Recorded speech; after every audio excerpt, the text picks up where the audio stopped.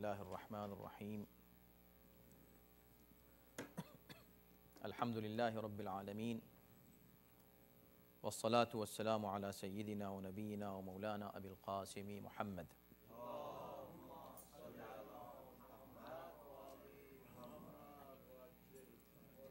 وآلہ الطیبین الطاہرین المعصومین۔ آج شوال کی 25 تاریخ ہے 1432 اور ستمبر کی 24 تاریخ ہے 2011، اور آج ہم سورہ مبارک نساء کا آغاز کر رہے ہیں اور اس مبارک سورہ کی پہلی آیت کی تلاوت کا شرف حاصل کریں گے۔ اعوذ باللہ من الشیطان الرجیم، بسم اللہ الرحمن الرحیم۔ یا ایہا الناس اتقوا ربکم الذی خلقکم من نفس واحدۃ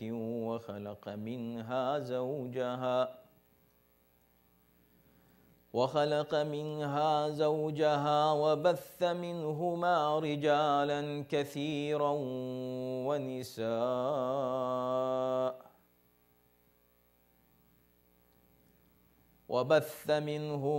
رجالا كثيرا ونساء واتقوا الله الذي تساءلون به والأرحام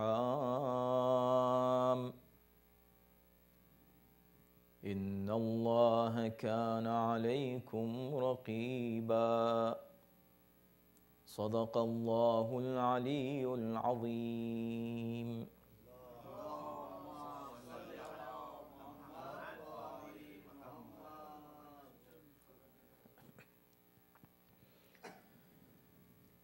شروع اللہ کے نام سے جو بڑا مہربان اور رحم کرنے والا ہے۔ اے لوگو، اپنے رب سے ڈرو جس نے تم سب کو ایک ہی نفس سے پیدا کیا اور اسی سے اس کا جوڑا بھی خلق کیا، اور پھر ان دونوں سے کثرت کے ساتھ مرد و عورت دنیا میں پھیلا دیے، اور اس اللہ سے ڈرو جس کے واسطے سے تم ایک دوسرے سے سوال کرتے ہو، نیز اپنے رشتہ داروں کے بارے میں بھی قطع رحمی سے ڈرو، بے شک اللہ تمہاری نگرانی فرماتا ہے۔ الحمدللہ آج ہم سورہ آل عمران کے بعد اب سورہ نساء کی تفسیر کا سلسلہ شروع کر رہے ہیں۔ سورہ نساء ایک اہم سورہ ہے اور اس سورے میں جو اصل میں مدنی سورہ ہے، مدینے میں نازل ہوا،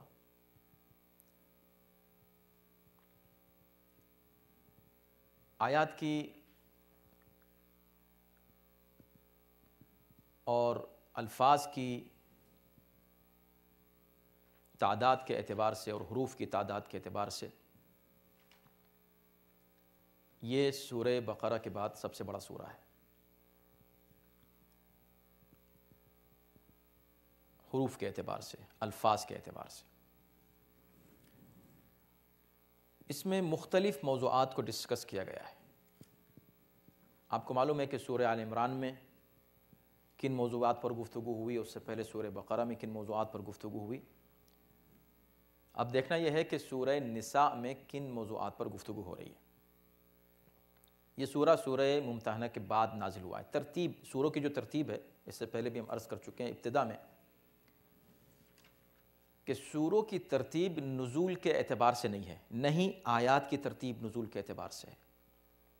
یعنی ایسا نہیں ہے کہ جیسے جیسے آیت نازل ہوتی رہی یا سورہ نازل ہوتا رہا اسی ترتیب سے قرآن میں اس کو رکھا جاتا رہا، ایسا نہیں ہے۔ یہ بات صحیح ہے کہ جو بھی سورہ آئے اور جو سوروں کی اس وقت ترتیب ہے یہ پیغمبر اسلام کے ارشاد کے مطابق ہے، یعنی آپ نے فرمایا کہ اس سورہ کو یہاں رکھو، اس سورہ کو یہاں رکھو، اس سورہ کو یہاں رکھو۔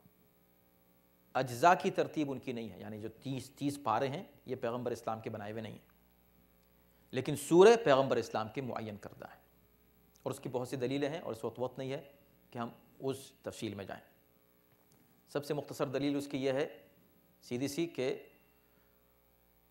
ایک مکمل سورہ پڑھنا نماز میں لازم ہے، اور مکمل اس وقت تک نہیں ہو سکتا جب تک وہ سورہ معین نہ ہو کہ مکمل کس طرح ہے، اور یہ اس وقت تک نہیں ہو سکتا جب تک پیغمبر اسلام ہی کی زندگی میں وہ معین نہ ہو جائے کہ سورہ کہاں سے شروع ہوتا ہے کہاں ختم ہوتا ہے۔ تو سوروں کا جمع کرنا یا قرآن کا جمع کرنا جو دوسری کی طرف نسبت دی گئی ہے وہ صحیح نہیں ہے۔ قرآن مجید پیغمبر اسلام کے زمانے میں جمع ہو چکا تھا، اور ایک بڑی دلیل اس کی یہ ہے کہ پیغمبر اسلام کا وہ ارشاد کہ انی تارک فیکم الثقلین، میں تمہارے درمیان 2 چیزیں چھوڑ رہا ہوں، ایک قرآن اور ایک اہل البیت۔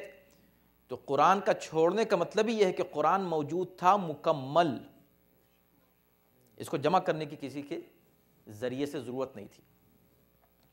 تو ترتیب جو ہے سوروں کی، آیات کی ترتیب کے لیے بھی بڑی بحث ہے اور گفتگو ہے کہ آخر آیتیں کس انداز سے مرتب کی گئیں۔ اس میں بھی ہم اس نظریے کے علماء کی دلیلوں کو مضبوط سمجھتے ہیں جو یہ کہتے ہیں کہ پیغمبر اسلام کے حکم سے آیتیں معین ہوتی رہیں کہ ان آیتوں کو اس جگہ رکھو، یہ آیت نازل ہوئی اب اس کو فلاں سورے میں اس جگہ رکھ دو۔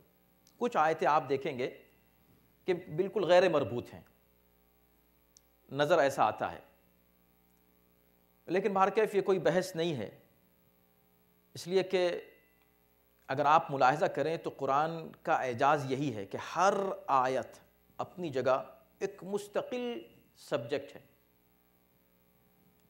انڈیپینڈنٹ سبجیکٹ اینڈ ٹاپک ہے، اکیلا ایک آیت کو آپ الگ سے لے لیجئے کسی جگہ سے، اس پر گفتگو کیجئے، مکمل ایک ٹاپک ہے وہ، اس آیت کو واپس اس جگہ رکھ دیجئے، آگے اور پیچھے سے آپ دیکھیں تو کافی آپ کو ربط محسوس ہوگا اور معلوم ہوگا کہ یہ آیت پہلے سے بھی مربوط ہے، بعد سے بھی مربوط ہے۔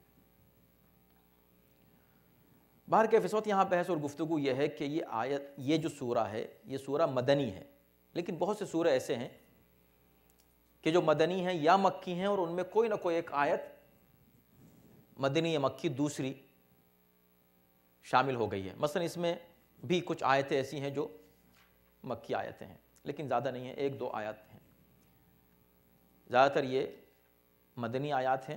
اور سورہ ممتحنہ میں بھی چونکہ تقریباً یہی موضوعات ہیں، اس لیے کہا گیا ہے کہ یہ سورہ اس کے بعد نازل ہوا۔ سورہ ممتحنہ بالکل آخر میں ہے ترتیب سور کے اعتبار سے۔ اب اختصار کے ساتھ دیکھنا یہ ہے کہ اس میں کن کن سبجیکٹس کو کور کیا گیا ہے 177 آیات میں یا 176 آیات میں، 176 آیات میں۔ بہت سے موضوعات ہیں، لیکن جو مین سبجیکٹس ہیں وہ ہیں انسانی معاشرے کی برابری اور برادری۔ گفتگو یہیں سے شروع ہوتی ہے جس پر ابھی آج انشاءاللہ ہم بات کریں گے۔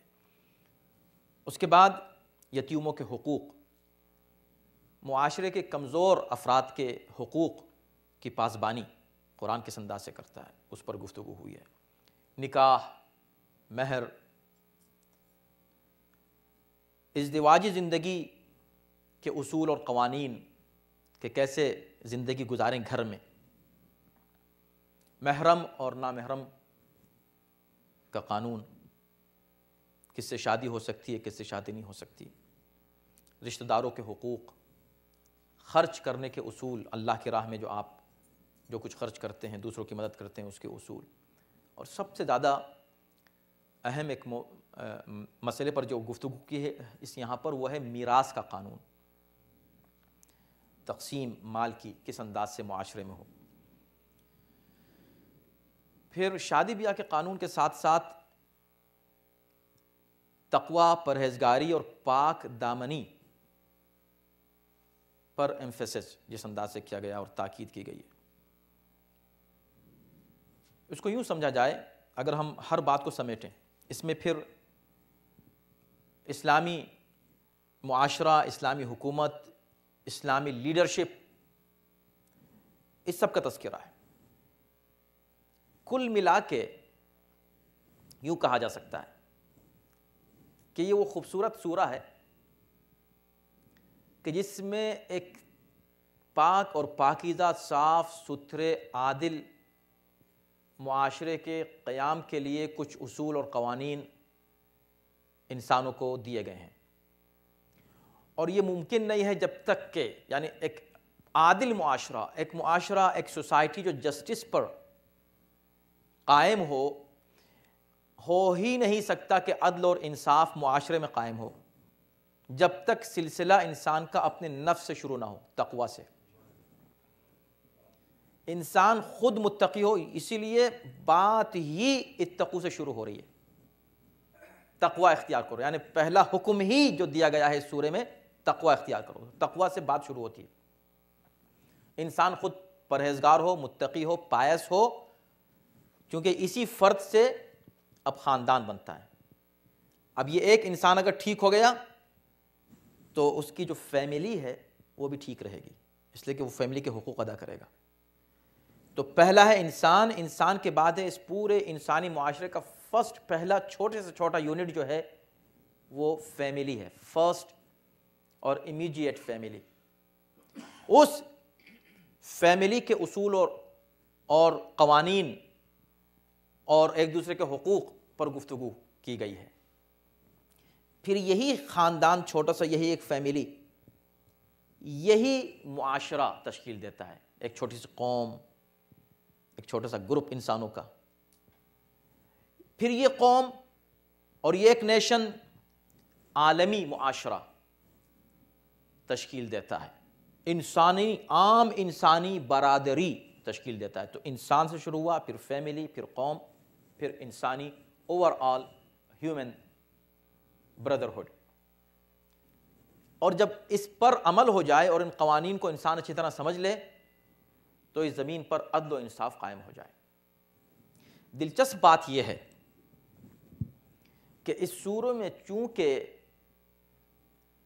معاشرے کے ان افراد کے حقوق زیادہ بیان کیے گئے ہیں جن کے حقوق کو زیادہ پامال کیا جاتا رہا ہے ہسٹری میں ہمیشہ، اور آج بھی کیا جا رہا ہے، اور ان میں سب سے اہم ایلیمنٹ معاشرے کا اور حصہ معاشرے کا وہ خاتونیں ہیں اور عورتیں ہیں، اور وہ لیڈیز ہیں اور ویمن ہیں، آپ جو بھی نام دیں۔ تو آج انسانی معاشرے کا قیام ہو ہی نہیں سکتا اگر آپ عورتوں کے حقوق ادا نہ کریں، چونکہ عورتوں کے حقوق اس میں بہت زیادہ بیان کیے گئے ہیں، اور چونکہ خاندان کا انحصار عورتوں پر ہے، یا یہ کہا جائے کہ پورے انسانی معاشرے کا انحصار عورتوں پر ہے، لہٰذا اس سورہ کا نام بھی سورہ نساء رکھا گیا ہے۔ اور یہ عجیب بات ہے کہ پورے قرآن میں کہیں پر بھی سورہ رجال نہیں ہے یعنی مردوں کا سورہ، مردوں کے نام سے کوئی سورہ نہیں ہے، سورہ نساء ہے، عورتوں کے نام سے سورہ ہے۔ ہاں کچھ مرد انڈیویجولز کے نام سے سورے ہیں، مگر اگر انڈیویجولز کے نام سے سورے ہیں تو پھر ایک خاتون کے نام سے بھی سورہ ہے، سورہ مریم۔ تو اللہ نے یہ عدل اور یہ انصاف قائم رکھا ہے، اور اسلام کا پیارا سا قانون اس سورے میں پیش کیا ہے۔ انشاءاللہ آپ کو لطف آئے گا جب آگے آپ اس سورے کے تعلق سے سماعت فرمائیں گے کہ اللہ نے کس انداز سے انسان کو فلاح و بہبود کے راستے دکھائے ہیں۔ اب آئیے، شروع ہوتا ہے بسم اللہ الرحمن الرحیم سے، اور یہ وہی آیت ہے جو ہر سورے میں دہرائی گئی ہے علاوہ ایک سورے کے، سورہ توبہ کے۔ اور اللہ کو کتنا پسند ہے اپنی رحمت کا تذکرہ کہ یہ آیت بار بار دہرائی گئی ہے، اور رحمان اور رحیم دونوں ایک ہی مادہ رحم اور رحمت سے ہیں۔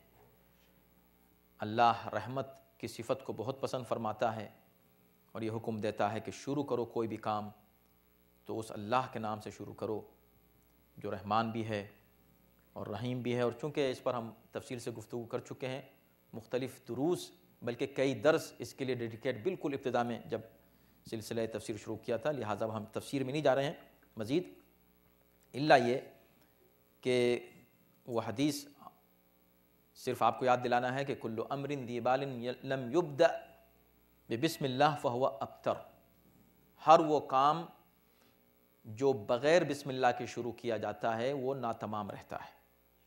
لہٰذا کوئی بھی انسان کام انجام دے، کوئی نیک کام انجام دینا چاہتا ہے زندگی کے کسی بھی تعلق سے، تو بسم اللہ سے شروع کرے۔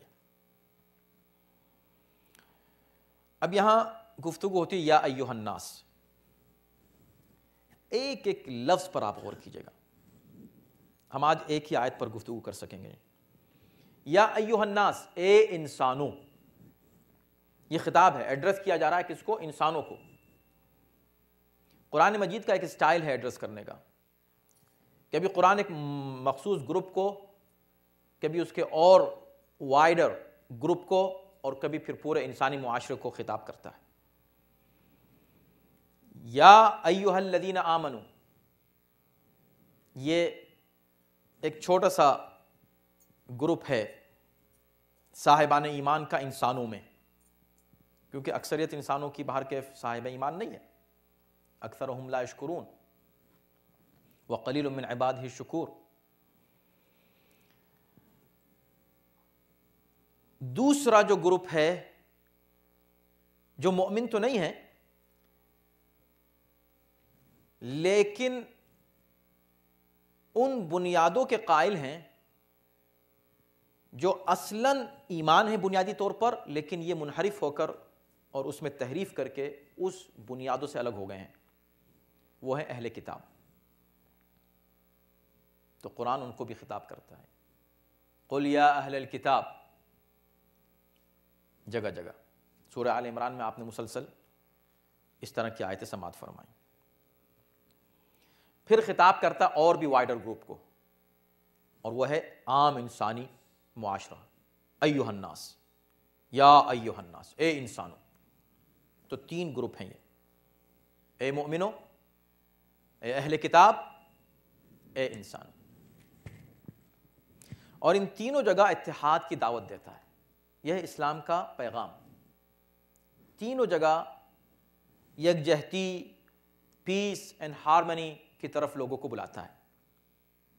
جب مومنوں سے بات کی تو کہا انما المؤمنون اخوہ، مومنین آپس میں بھائی ہیں۔ جب اہل کتاب سے بات کی تو ان سے کہا قل یا اہل الکتاب تعالوا الی کلمۃ سواء بیننا وبینکم الا نعبد الا اللہ لا يتخذ بعضنا بعضا اربابا من دون اللہ۔ اے ہمارے حبیب ان صاحبان کتاب سے کہو، اہل کتاب سے کہو، ان یہود و نصارہ سے کہو جو یہ کہتے ہیں کہ ہم اللہ پر ایمان رکھتے ہیں، اللہ کی کتابوں پر، رسولوں پر ایمان رکھتے ہیں، ان سے کہو ٹھیک ہے ایمان رکھتے ہو تو آؤ ہم لڑیں نہیں، جھگڑا نہیں کریں، اختلاف نہیں کریں، چلو ہم سب جمع ہو جائیں اس ایک لفظ پر، اس ایک کلمے پر جو ہم میں اور ہمارے اور تمہارے درمیان مشترک ہے۔ یعنی قرآنی اصول یہ ہے کہ مشترکات میں جمع ہو جاؤ، جو چیزیں آپس میں مشترک ہیں، کامنلٹیز پر اتفاق کر لو، ایک ہو جاؤ، اور اختلافات جہاں ہیں ان کو برداشت کرنے کی کوشش کرو۔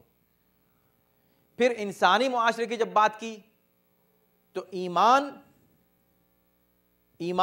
میں مشترکات زیادہ ہیں مومنین میں آپس میں، لہٰذا وہ بھائی بھائی ہیں۔ اس کے بعد بہت سے مشترکات اہل کتاب کے ساتھ ہیں ہمارے، تو ان کو دعوت دی گئی ہے، لیکن کس چیز پر ہم مشترک ہو جائیں، کس چیز پر ہم جمع ہو جائیں؟ مشترکات پر، اللہ نعبد الا اللہ، کہ اللہ کے علاوہ کسی کی عبادت نہ کریں، ہم ایک دوسرے کو جو ہے غلام نہ بنائیں، ہم صرف اللہ کے بندے ہیں۔ اس کے بعد جب ہم انسانی معاشرے پر آتے ہیں تو وہاں مشترکات کیا ہیں، اس کا ذکر اس آیت میں کیا گیا ہے۔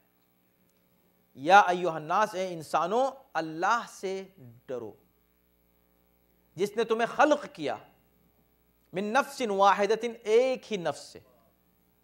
تو انسانی معاشرے میں جو مشترکات ہیں ان میں بنیادی اشتراک یہ ہے کہ سب ایک ہی ماں باپ کی اولاد ہیں، اور آخر میں والارحام، رشتہ داروں کا خیال رکھو۔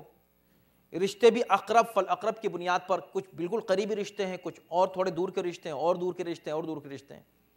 اس بنیاد پر ان پورا انسانی معاشرہ ایک ہیومن فیملی کی طرح، ایک خانوادے کی طرح اس پورے گلوب پر رہتا ہے. لہٰذا تم سب ایک دوسرے کی عزت کرو، ایک دوسرے کا احترام کرو، ایک دوسرے کا خیال رکھو، ایک دوسرے کو حقوق ادا کرنے کی کوشش کرو. ہر انسان دوسرے انسان سے کوئی نہ کوئی رشتہ ضرور رکھتا ہے. یعنی جتنے بھی دنیا میں انسان ہیں، چاہے کوئی بھی ان کا رنگ و روپ ہو، اور کوئی مذہب ہو، کوئی کسی نسل اور قوم سے، کسی زبان سے، کسی ملک سے ان کا تعلق ہو، لیکن کہیں نہ کہیں جا کر وہ کسی ایک ماں اور باپ پر جا کر مل جاتے ہیں نسل کے اعتبار سے. اور نہیں ملتے تو آخر میں آدم اور حوا پر تو ہر حال میں ملنا ہی ملنا ہے. تو سب ایک ہی ماں باپ کی اولاد ہیں. یہ سینس دیا، یہ جذبہ دیا، یہ تصور دیا تاکہ انسانی معاشرے میں نفرتیں پھیلیں نہیں بلکہ محبتیں پھیلیں. ایک دوسرے کے ساتھ بیٹھو اٹھو. اختلاف ہے جہاں تک، حد یہ ہے کہ سب سے زیادہ اختلاف اسلام کو جن لوگوں سے ہے وہ کافر ہیں، مشرک ہیں، جو اللہ کے علاوہ دوسروں کو اللہ کی ذات میں شریک کرتے ہیں. ان سے سب سے زیادہ اختلاف ہے اسلام کو. اسلام نے ان تک سے یہ کہا، یعنی کافروں تک سے یہ کہہ دیا کہ کوئی بات نہیں، اختلاف ہے ہمارا. قل یا ایھا الکافرون لا اعبد ما تعبدون وانتم عابدون ما اعبد ولا انتم عابدون ما. بھئی ہم نہ ہم تمہارے خدا کی عبادت کرنے والے، نہ تم ہمارے خدا کی عبادت کرنے والے ہو. یہ چیز تو ہونے ہی والی نہیں، تو کیا کریں؟ لڑائی کریں، جھگڑا کریں، اختلاف کریں، سر پھوڑیں ایک دوسرے کا؟ کیا کریں؟ کچھ نہیں کریں. لکم دینکم ولی دین. پھر بھی ہم دونوں ایک ساتھ، ایک ہی جگہ، ایک ہی محلے میں، ایک ہی شہر میں رہ سکتے ہیں. It's fine, it's okay. تم اپنے دین پر عمل کرو، ہم اپنے دین پر عمل کریں. اس سے بہتر اور کیا پیغام پیس کا اور کیا پیغام امن کا دیا جا سکتا ہے جو اسلام نے دیا. یا ایھا الناس. اب دیکھیں اس آیت میں یا ایھا الناس کہا گیا. آپ نے ایک اور آیت پڑھی ہے سورہ بقرہ کی آیت نمبر 21، وہاں بھی یا ایھا الناس کہا گیا. ٹھیک ہے. سورہ بقرہ کی پہلی 5 آیتیں مؤمنین کے لیے ہیں، 3 کافروں کے لیے ہیں، اور 13 کس کے لیے ہیں؟ منافقین کے لیے ہیں.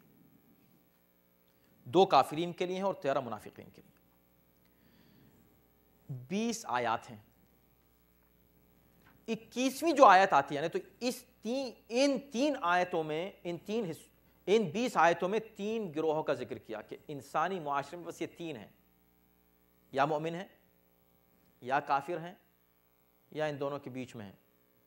نہ مومن نہ کافر، منافق. اوریجنلی کافر اور مومن نہیں.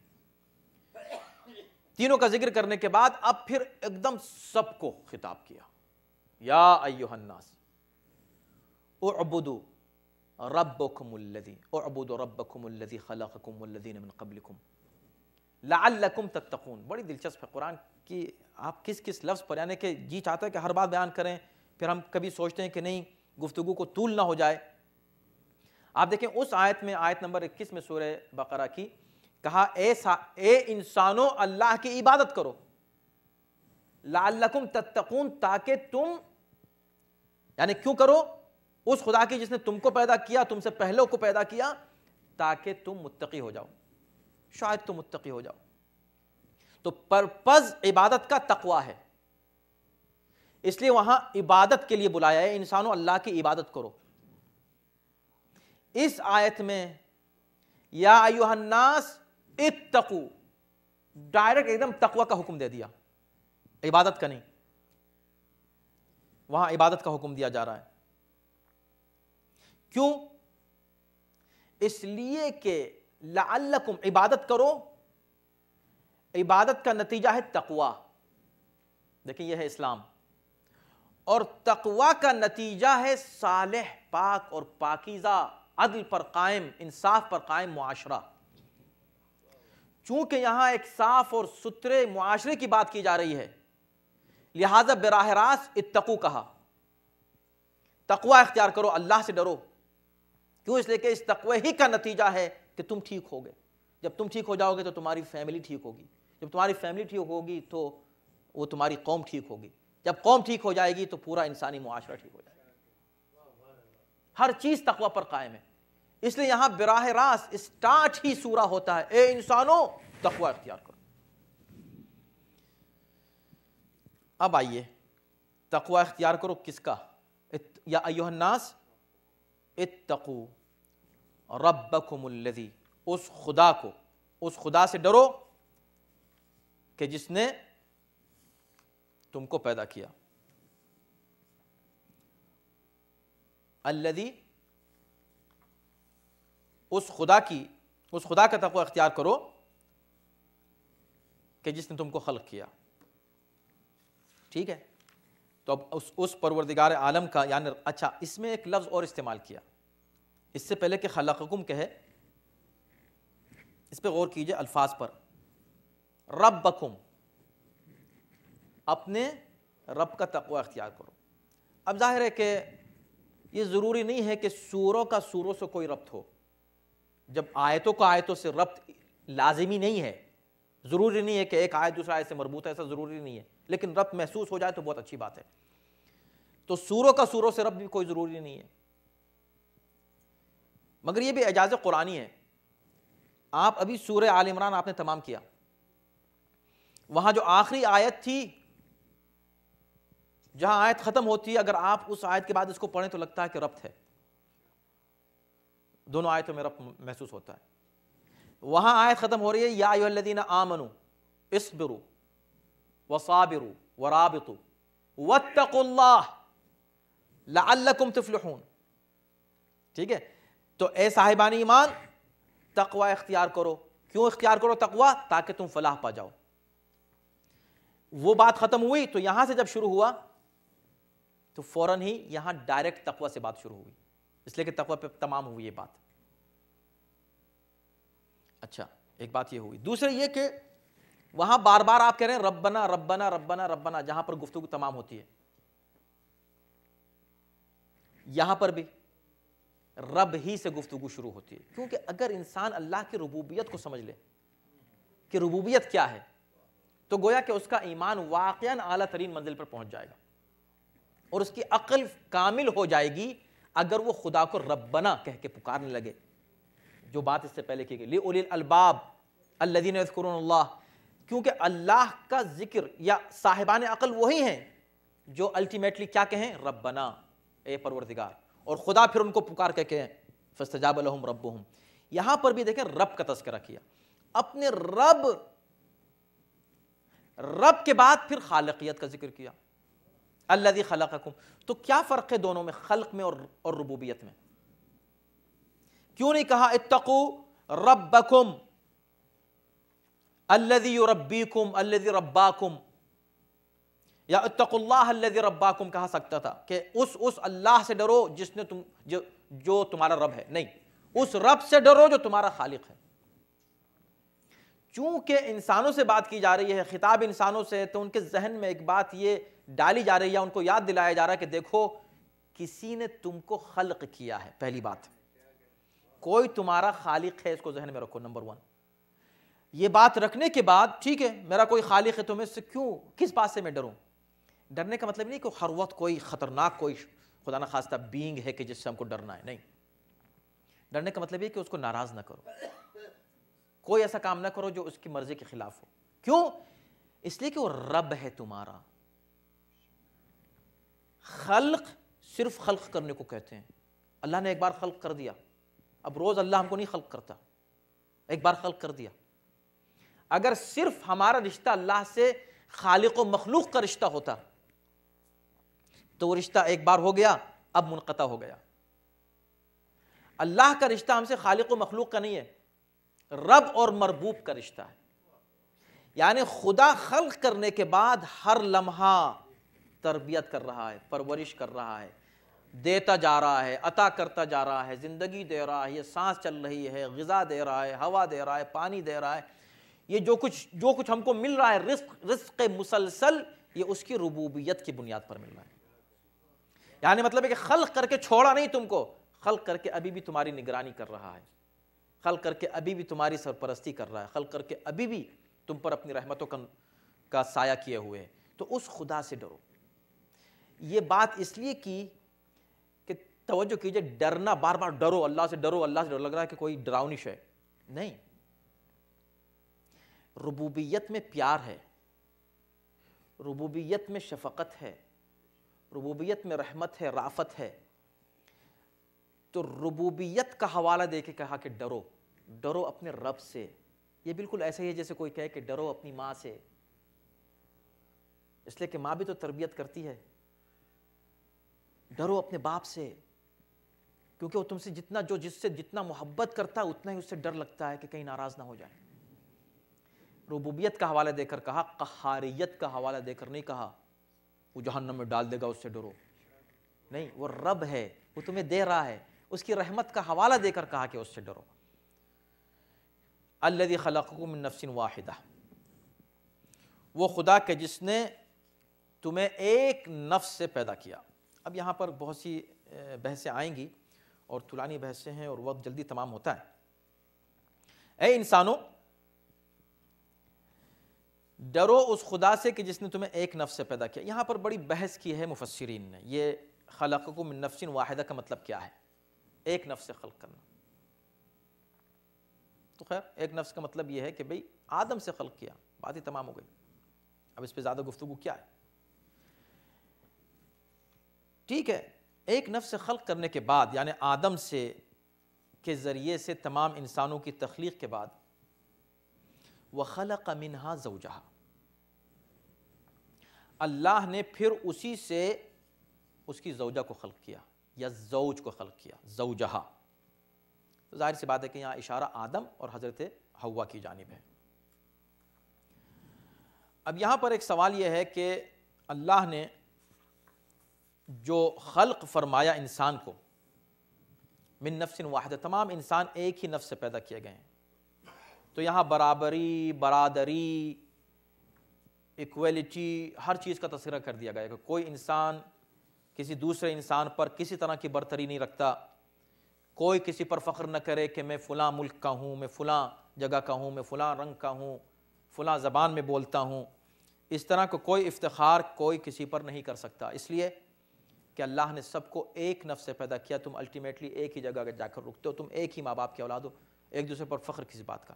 ہاں، اگر تم ایک دوسرے پر کسی طرح کی فوقیت رکھتے ہو تو پھر سورہ نحل کی اس آیت کا حوالہ دیا جائے گا کہ فوقیت ہو سکتی ہے، کہ بھئی درجات بلند اور کمتر ہو سکتے ہیں، مگر رنگ کی بنا پر، نسل کی بنا پر، وطن کی بنا پر، کسی مادی بلونگنگ کی بنا پر نہیں ہو سکتے، بلکہ اگر کوئی برتری کسی کو حاصل ہے تو اللہ فرماتا ہے کہ یا ایھا الناس انا خلقناکم من ذکر وانثی وجعلناکم شعوبا وقبائل لتعارفوا ان اکرمکم عند اللہ اتقاکم۔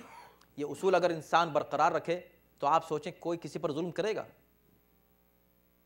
کوئی کسی پر زیادتی کرے گا؟ انسانی معاشرہ کتنا صاف ستھرا، پاک اور پاکیزہ اور عدل و انصاف پر قائم ہوگا اگر سب اس آیت پر غور کر لیں۔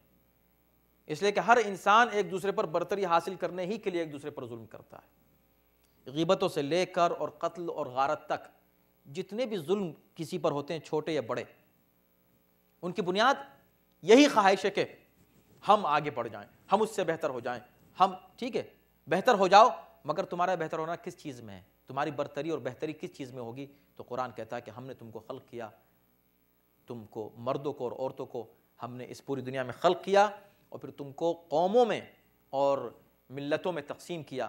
لیکن یہ ملتوں اور قوموں کی تقسیم اس لیے نہیں ہے کہ ایک قوم دوسری قوم پر فخر کرے، میرا تعلق فلاں قوم سے ہے، میرا تعلق فلاں نیشن سے ہے، نہیں، بلکہ اس لیے کیا کہ لتعارفوا، تاکہ تم ایک دوسرے کو پہچان سکو۔ مگر دماغ میں رکھو کہ تم میں اللہ کے نزدیک برتر اور صاحب عزت صرف وہ ہے جو تم میں زیادہ صاحب تقویٰ ہے۔ جتنے تقویٰ کی منزلیں بڑھتی جائیں گی، اللہ کی نظر میں تم عزت بڑھتی جائے گی۔ خلق منہا زوجہا، اب خلق منہا زوجہا پر بڑی بحث کی ہے، وقت تمام ہوتا جا رہا ہے اور کافی بحث رہ گئی ہے اس میں گفتگو، انشاءاللہ ہم آئندہ شاید بیان کریں، لیکن جتنا ہو سکے کہ سن لیجیے آپ، ابھی کچھ منٹ رہ گئے ہیں۔ خلق منہا زوجہا، خلق کیا، تو پہلے تو کہا خلقکم، تم سب کو خلق کیا، پھر کہا ایک نفس سے خلق کیا، پھر کہا کہ اسی نفس سے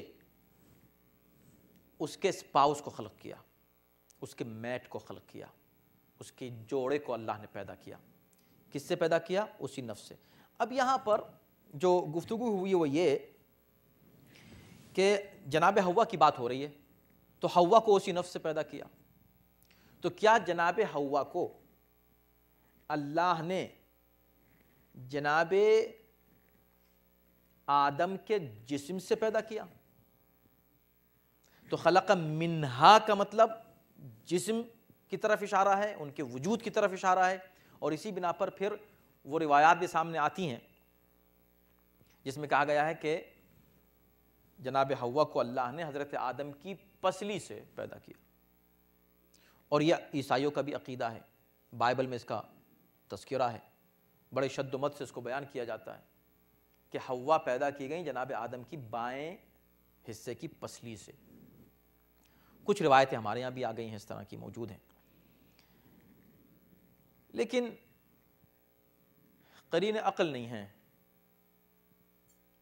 اس لیے کہ ایک روایت یہ بھی ہے کہ امام معصوم امام جعفر صادق علیہ السلام فرماتے ہیں، جب ان سے کہا گیا یہی پسلی کی پیدائش کے تعلق سے، تو آپ نے فرمایا کہ کیا خدا میں یہ قدرت نہیں تھی کہ وہ حضرت حوا کو حضرت آدم کی پسلی کے علاوہ کسی اور شے سے پیدا کرتا؟ اور جو لوگ یہ کہتے ہیں،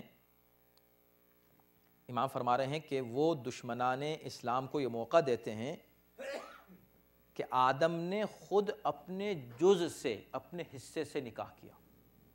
دیکھیں کتنا عظیم پوائنٹ ہے، کتنا بڑا پوائنٹ ہے یہ، کہ اگر یہ مان لیا جائے کہ پسلی سے پیدا کیا، پسلی جسم کا حصہ ہے، جسم کا حصہ ہے، تو انسان نے اپنے ہی نفس سے نعوذ باللہ نکاح کیا، جو کسی طرح قابل قبول نہیں ہے، امام فرماتے ہیں۔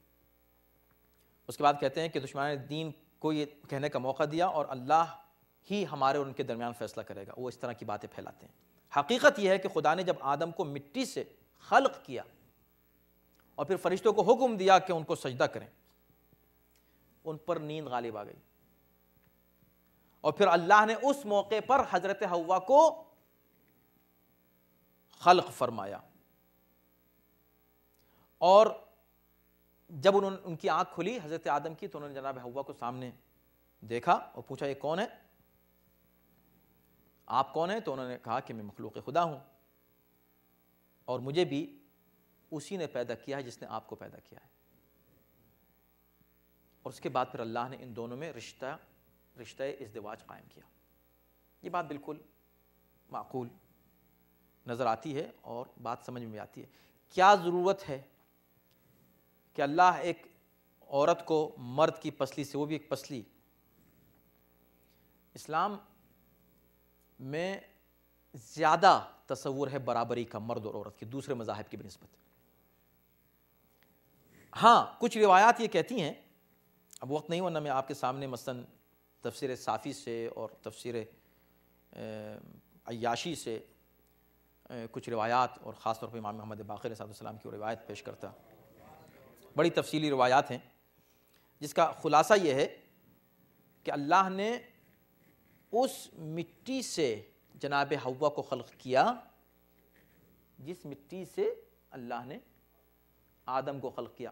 تو یہاں جن لوگوں نے منہا یعنی سے، ہاں میں نے اس سے، خلق منہا اسی نفس سے اللہ نے اس کے زوج کو خلق کیا، زوجہ کو خلق کیا، تو من کو انہوں نے سمجھا مادی اور جسمانی، تب یعنی یہ من جو ہے وہ بعض اس کا ایک حصہ سمجھ لیا، ایسا نہیں ہے۔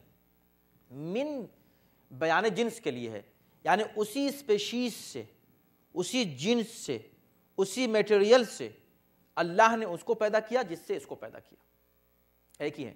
ورنہ اگر من کا مطلب نفس لیا جائے تو بڑی مشکل ہو جائے گی، اس لیے کہ سورہ نحل ہی کی وہ آیت بھی ہے